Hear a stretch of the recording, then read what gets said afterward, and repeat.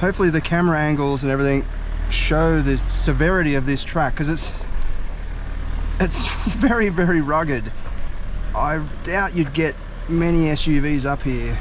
I don't know, I'm truly amazed that this Prado, standard Prado, although it does have some accessories, was able to get up that.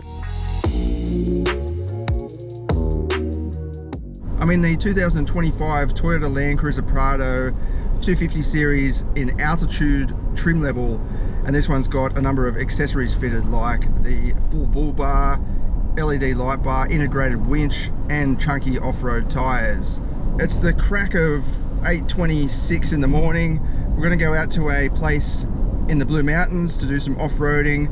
I'm following a mate up. He's got a Toyota LandCruiser 300 series, decked out with some pretty cool stuff, off-road tires, GVM upgrade, and suspension upgrade as well. So we're going to try and find some tracks. He knows some tracks that we can go on along as well, and we'll test out all the different modes in this, including the crawl control mode. And yeah, we'll put it to the test and see how it compares with the 300 series as well. Just while we're on the road here, down this winding road, this example does handle pretty good, even though it's got the off-road tires. I think the front end feels nice. The steering feels nice as well. It doesn't feel like a big truck, although compared with the GX that I've driven, the base model, it's not as nice on the road because of the tires, but it's still quite surprisingly good. Like there's not too much road roar or tire noise or anything like that. It's actually pretty quiet and refined. In general though, I think the new Prado does handle quite well for this style of vehicle. So you can't compare it to a sedan or a hatchback or something like that, but for a proper ladder frame style of vehicle, this is handling pretty good. This is based on the TNGA F platform, just like the 300 series actually. So it's a modern platform, but it's still a ladder frame. It's just got the latest safety tech and all that sort of stuff all included in it. The suspension is a little bit jiggly compared with some SUVs I've noticed. It's just a little bit firm, I guess, but that's because it's quite heavy duty. So when you hit the dirt, it's actually really good. It absorbs the bumps. It doesn't bottom out or anything like that. It's actually a nice setup for rougher roads. Just if you're on tarmac all the time and you just go across a couple of bumps or something, you'll notice them more so than in some of the rivals. I really like the design of the new model. It looks fresh, it looks modern, but it's also very distinctive. You're not going to mistake it for anything else. Toyota has really stepped above and beyond with the new model, I think, because the previous Prado, like it was pretty subtle and blended in with the crowd, whereas this definitely stands out. It does mean boot space is not the best in the 7-seater models, because it's got this big step which has to get over the electric battery as part of the mild hybrid system. So in this model, it's just a 5-seater. You've got plenty of boot space, just like the previous model. I'll flash up the exact figures now compared with the previous model 5-seater. It's still a huge boot, but yeah, you've just got that little step at the bottom. But then when you add 7 seats, like a third row of seats, that step becomes really big, and they've tried to level it off, which makes sense, I guess. You've got a little tray or a little storage bucket at the back. Rear seat space is also a little bit constricted, I think, compared with the previous model. In the middle, you've got this plastic console thing that's wraps around where the driveline tunnel is, and I think it just takes up too much room. It doesn't feel very comfortable in the middle seat at all compared with the previous model. All right, we're getting pretty close now. It looks like it's going to be a fairly wet day. There's a lot of dark clouds the further up we get, but we'll see how we go. Bit of mud should be interesting. Just while we're cruising along, I have been driving this on the highway mostly today and yesterday, and I'm averaging 10.6 litres per 100 kilometers. So it's not super efficient, but for a big vehicle like this, around sort of 10, I guess, is pretty average, especially with the all-terrain tires. That's going to impact fuel economy a little bit. I think the previous model was around 10 as well in the real world. But yeah, on paper this is 7.6, which is quite a bit down from the previous model. Whether that mild hybrid tech actually does anything in the real world, it's hard to confirm, but it adds 8 kilowatts and 65 newton meters to the 2.8 litre turbo diesel 4-cylinder engine. I think 150 kilowatts, which is the same figure as the previous model without the mild hybrid tech, 150 kilowatts is probably a little bit not enough for this size vehicle. This weighs 2.5 tons, so 150 kilowatts, divide that into a power to weight ratio, and it's not that impressive. As I said before, I think I would really love to see Toyota introduce the LandCruiser 300 series V6 in this, even if it had to be detuned a little bit down to 180 kilowatts or something like that with 600 Newton meters. That would be ideal. Not that it's make it quick, but just so it's a bit more effortless getting up to highway speed, especially if you're towing or something like that. This is going to be even slower. When we get onto the dirt, I'm going to try out a few of the I'm going to try all of the drive modes actually, even though I have already done it in a previous video, which is linked in the description of this video, where I've gone through the different multi-terrain select system. This time I'll use the DAC crawl mode, but also I want to try something where I'm not sure if it'll allow it, but I was speaking to Andrew about it. So we're going to turn all the stability and traction off completely, put it in low range, and then try to attempt a bit of an angled section where it really puts a lot of pressure on two diagonal wheels. And then I'm going to get bogged basically, or just spin the wheels so it stops, it won't go any further, just spinning the wheels. And in the middle of that, like while it's sitting there, hit the stabilizer bar and then watch the wheel drop down. So the stabilizer bar disconnect is just for the front axle, but let the wheel drop down and see how much it actually drops down by, and then see if that will help it get through even with stability and traction turned off. I think that'll be quite interesting, but also see how much that wheel drops down. So basically it doesn't completely sort of, well, it disconnects the stabilizer bar, it doesn't detach it, but basically releases it. So the stabilizer bar is not working to push the other wheel down, it's just completely disconnected, and it lets the wheel drop freely, well, as much as the suspension components will allow. So I'll see how that looks and see how that goes. All right, we're at the start of the 4x4 tracks here. Andrew has let some air out of his tires, but I'm going to leave mine standard and just see how it goes. If we have to let some out, I mean, we will, but to start with, we're just going to go with that. By the way, if you want to see more videos of Andrew's LandCruiser 300 series, he's got his own channel, Sterlo's Adventures. Check it out, it's linked in the description of this video. Yeah, so as I was saying, when you're off-road, and this is a pretty rough dirt road, it's the suspension becomes actually pretty comfortable, like for a rough road anyway. It's just when you're on the tarmac and you hit a few little bumps, you just notice them, whereas here, yeah, it's just absorbing the impacts and it's remaining pretty comfortable. But down here there's a couple of river crossings that we can go through. This has got a 700mm water wading depth. This one doesn't have the snorkel or anything like that, so this is just standard, which is just sort of around the top of the tyre, I guess, or a bit higher than the tyre, but we'll see how we go. We have had a bit of rain last night, so there might be a bit of water flowing through it. So even along this stuff, over these little humps and bumps and so on, the suspension's nice. It's not like too soft and bouncing and, you know, potentially snagging the bottom as it's compressing. It's remaining very firm, but the stance is remaining the same, which I'd prefer. If I was going to buy an off-roader and I was going to take it off-road at least, you know, semi-regularly, then I'd rather have a firmer suspension setup, just so it doesn't bottom out. Okay, so here we might be able to test out this stabilizer bar disconnect. Yep, okay. So what I'm going to do is turn the stability control completely off.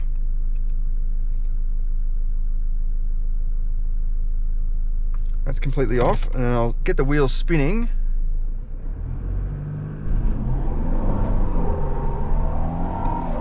That's definitely spinning. And I'll see if I can disconnect the stabilizer bar while in this mode. I'm not sure if it will let me. Just get rid of that. That stabilizer bar light is flashing. Yep. Okay, so I'll jump out of the car. I'll get Andrew to drive and we can watch the wheel drop down. So that's the sway bar disconnect motor just there. So basically the sway bar just runs through like a normal sway bar, but then it's disconnected in the middle, and then that motor system just releases it so one can spin at a different, you know, spin opposing to the other side. All right, so the stabilizer bar is still connected at the moment, but we'll push the button and see if that wheel drops down a little bit further. Yep.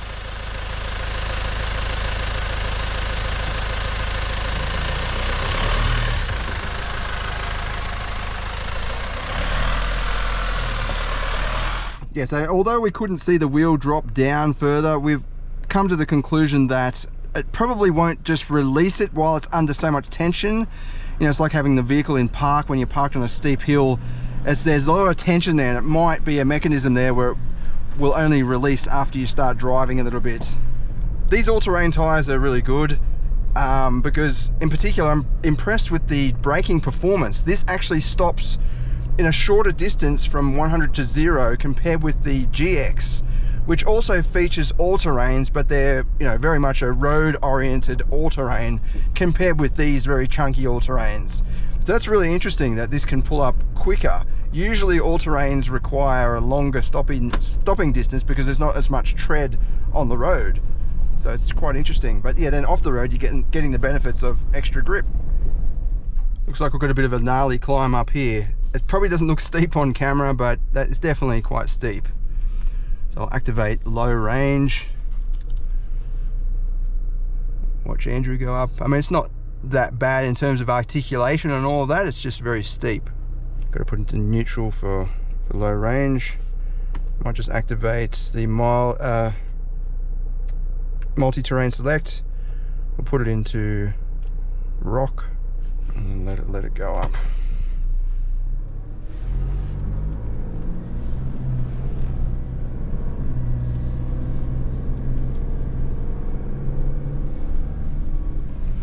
These cameras are pretty cool. They automatically activate when you select certain modes. So I can see the left and right hand side.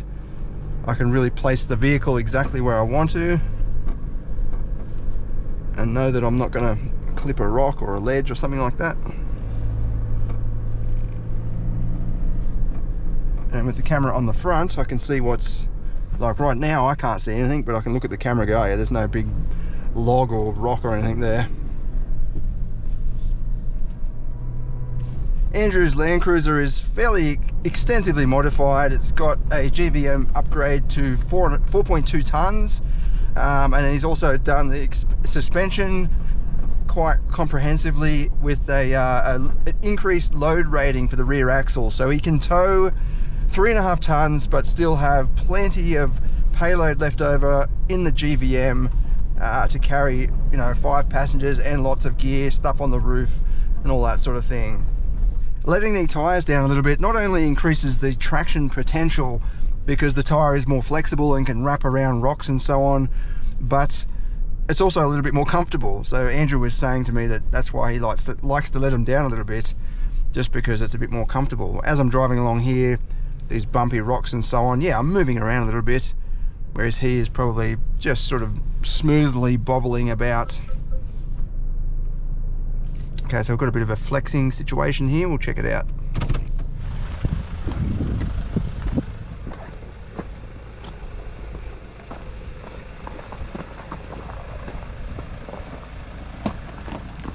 Good ground clearance so far. I haven't snagged anything, I haven't heard anything clip the diff or anything like that. It's actually been really good. Let's go for a swim. So this is not too deep, but it's you know, probably past the halfway point of the wheel, as you can see in the 300 series.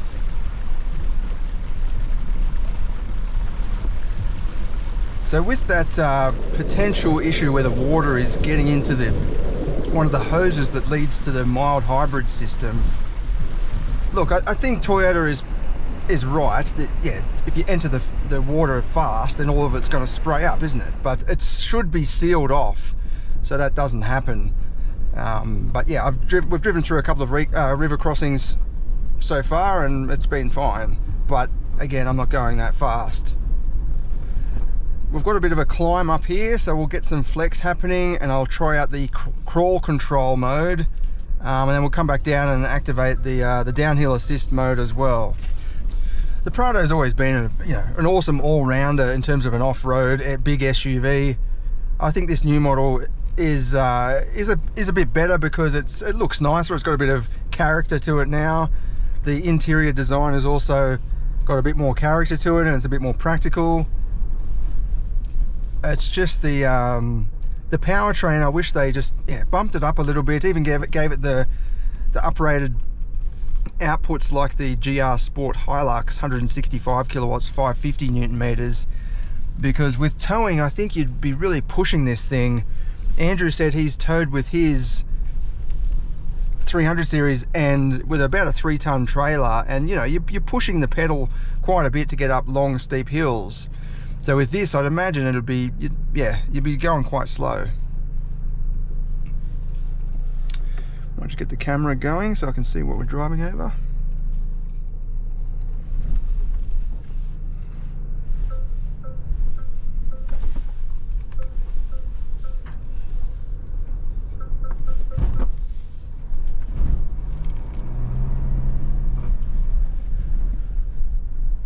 I've got to add AdBlue within 1,231 kilometers, which, the AdBlue, the whole AdBlue thing, it's a little bit annoying at first, but I think I've read or heard that it actually helps with the DPF process running AdBlue, so it could be beneficial in the long run. It does help reduce emissions.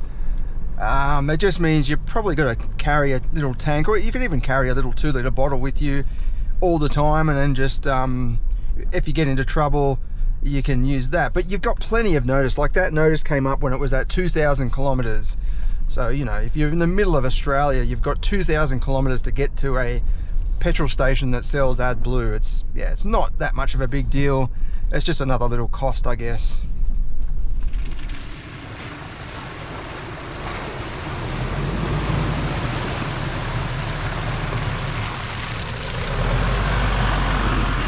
All right, so we've got a bit of a steep climb here. Now this might not look steep on camera, but it is pretty gnarly. It's got some little ditches and ruts and stuff that we're gonna go in and get some proper flex happening. There is a section up there, but that's almost straight up.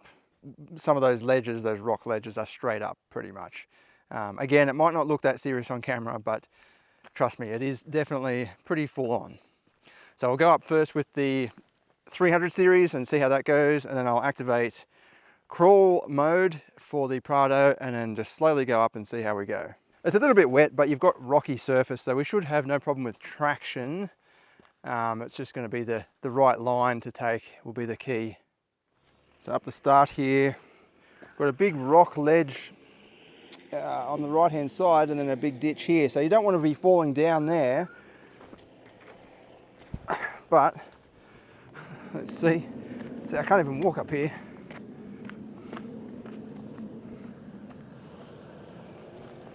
Oop, oop. Almost falling.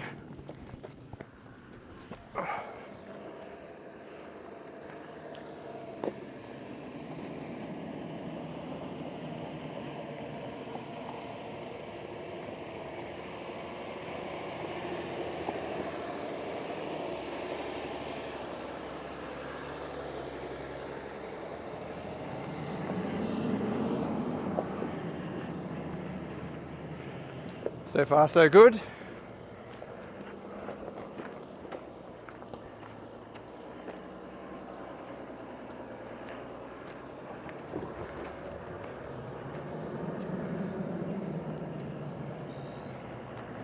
Using the sidewalls there. Definitely got some flex happening.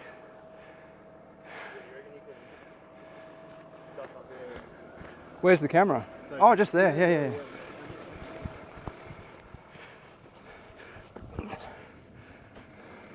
So just here, I reckon, where the Prado will struggle the most, because you've got that front wheel dropping right down.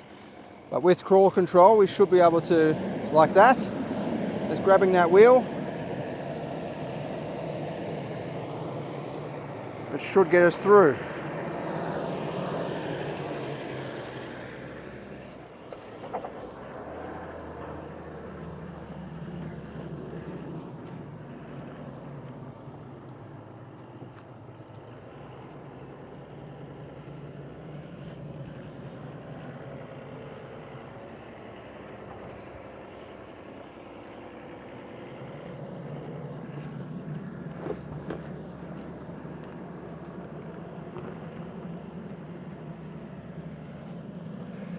So this LandCruiser doesn't have a rear diff lock, but does have a center diff lock. But as you can see, it doesn't seem to be a problem. It's just using that traction control system to apply brakes to the wheel if it is spinning or off the ground.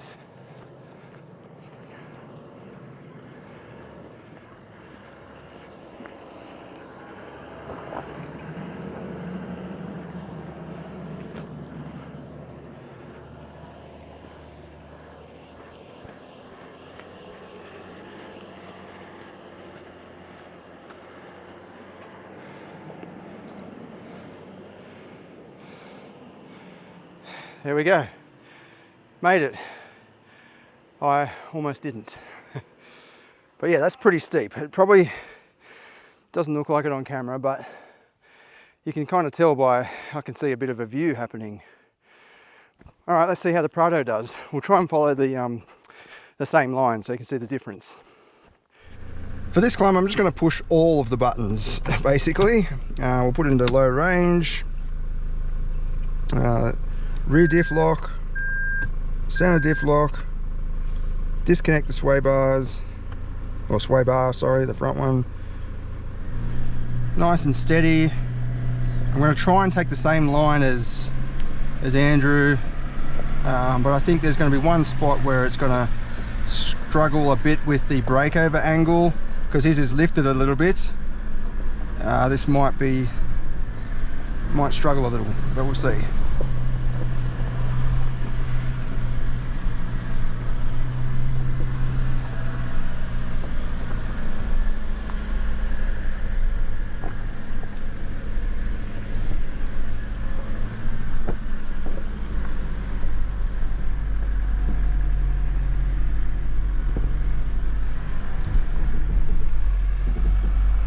Give it a bit more gas.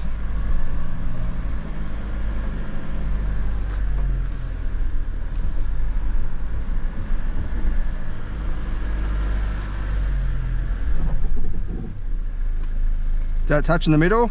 No, you're all clear.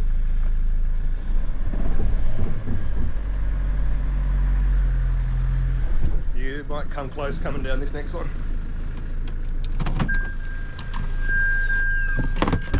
As you can see, we're getting pretty close to the side step here, but as we progress, this wheel's going to climb up to the top of this little mound. We should be able to clear it. And this side, yeah, we've got maximum flex happening there. The wheel's actually just off the ground.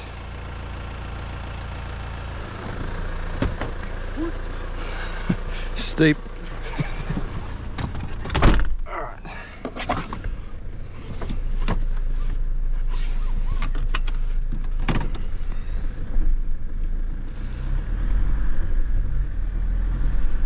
Just edge forward slightly.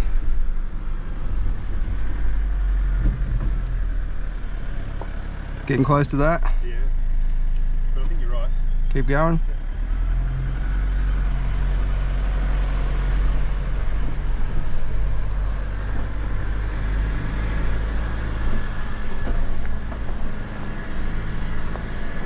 Yeah, I've got no problem with traction at all. It's just sorting it out constantly. And I think if you did start to slip is, yeah, where it starts getting dangerous, because it could slide down into the ditch kind of thing. Whereas this is limiting that completely.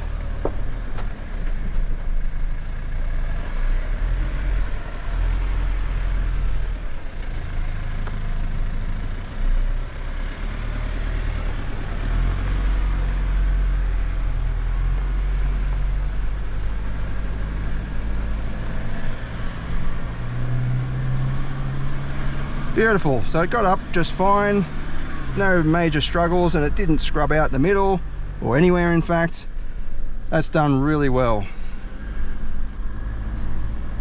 I didn't keep an eye on the inclinometer here. I don't know what angle it actually got up to, but I'll have to check the footage because that was pretty steep. All right, back down. This is going to be a little bit sketchy, but what I'm going to do is use the downhill assist to help us down. Okay, I'm going to check the manual for a second. Yeah, so it looks like you can't use downhill assist while you're in low range, which is kind of weird because, you know, you want it to be in low range while you're going slowly down the hill, but then it does say the range for the downhill assist, the speed range, is 5 kilometers an hour to 30 kilometers an hour. I don't want to be going anything faster than 5 kilometers an hour down here, so what I'm going to do is just put it back into crawl control and just dial it at the slowest speed possible and just let it edge down. Oops. So that's feet off the pedals at the slowest speed, and it's just going to gradually take us down.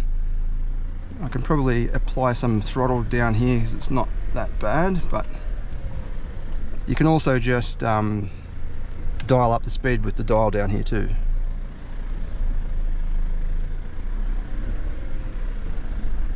Okay, it's going down here. I'll just let it do its thing. Got the stability control light there flashing away. I can probably put the speed up slightly. So I've got it on speed number 2.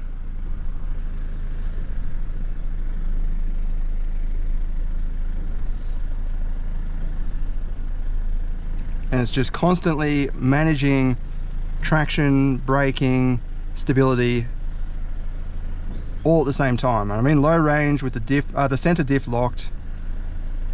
Stability control button I haven't touched. I've just let it go into whatever mode it wants to go in. There we go. We're almost maxing out at 30 degrees. Give you an idea of how steep it is. But yeah, this is really safe and secure. I feel confident. When I first got to the top here, I was a bit worried about coming back down, but seeing the way this thing works, it's just so easy. All I've got to do is make sure I steer it in the right direction and it will sort it out.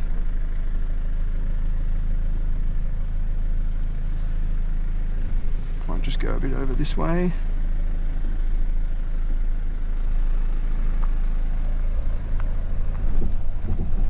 There we go, there's a wheel off the ground there.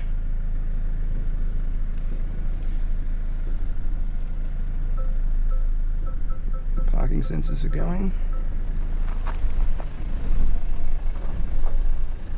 That's working really well. It's holding me from going too fast, but it's just maintaining absolute stability.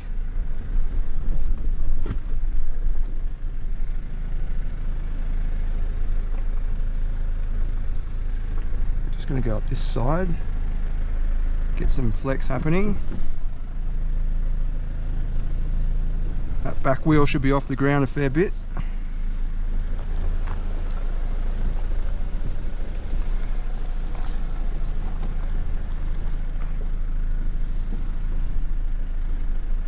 Yeah, that's really good. It's just easing me down.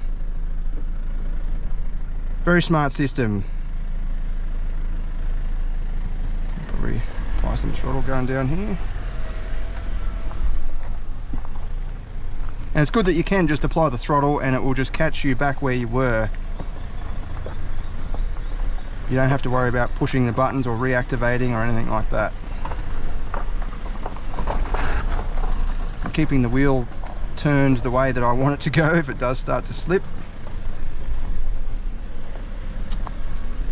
That's the thing, if you've got the wheel, you know, locked this way, for example, to the right, and it wants to tip, then that's going to cause it to, you know, more likely to pop the back wheel off or even roll the car completely, I guess, if it's really serious.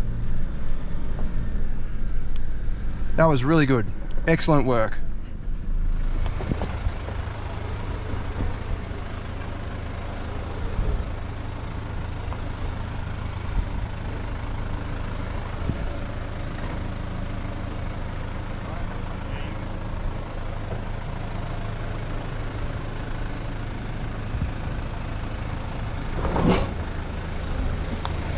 You're right.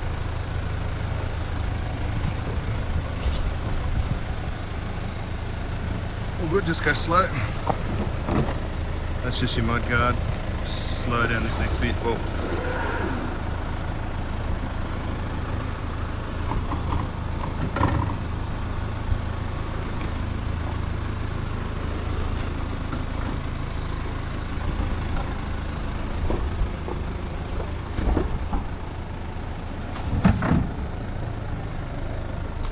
The last little bit of off-roading we're going to do is up this steep, rocky, stepped area.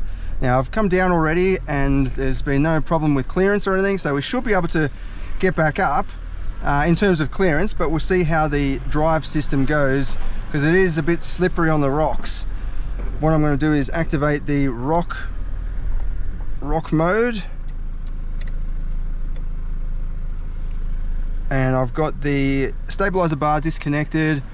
I've got low range and front and center diff lock.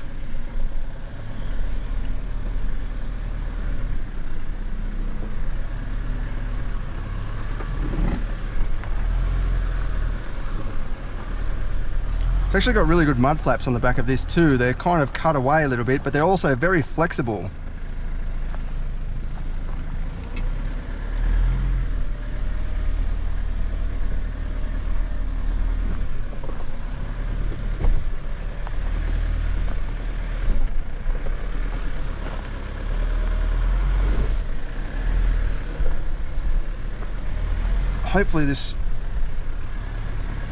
Hopefully the camera angles and everything show the severity of this track, because it's very, very rugged.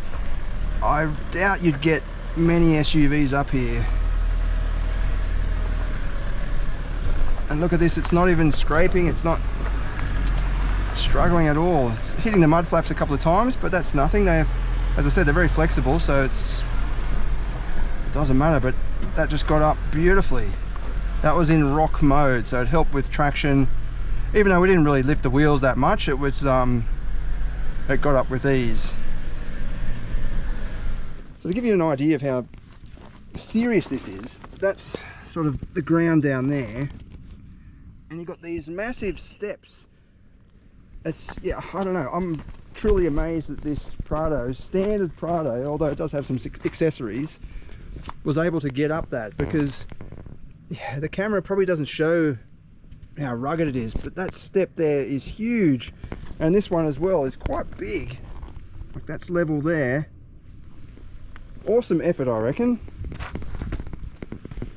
We'll see how the big LandCruiser does now, remembering this doesn't have a rear diff lock, so it might spin the wheel a little bit, although it's got the rock mode, so it can limit wheel spin with the brake application, automatic brake application. We'll see how it goes and see how it compares too. This obviously does have a bigger footprint and it's modified, but still it's amazing how far these vehicles can go.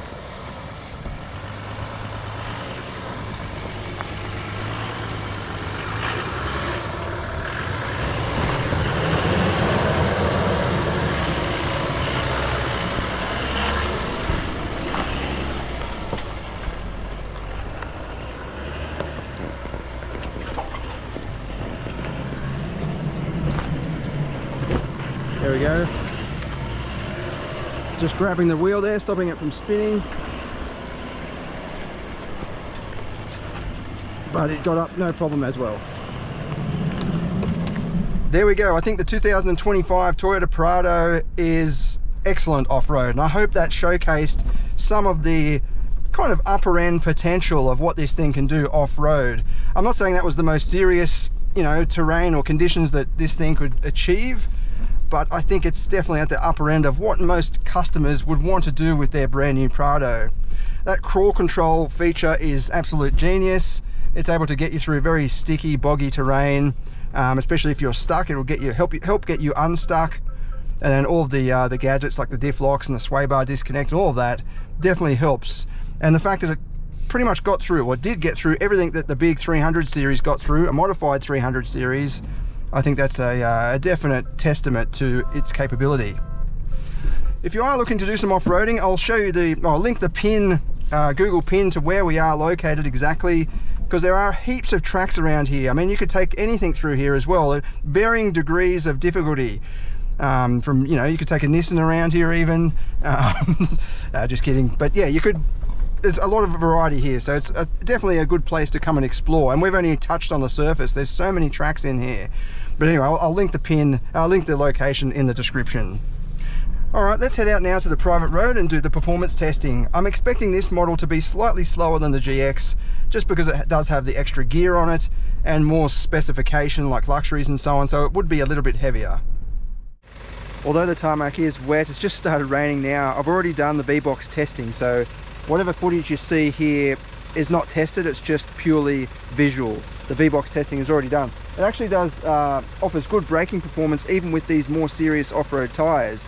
You'll see at the end the results, 100 to 0, this pulls up quicker than the GX model, which does feature all-terrains as well, but they're much more road-oriented all-terrains, whereas these are quite chunky off-road specific tyres.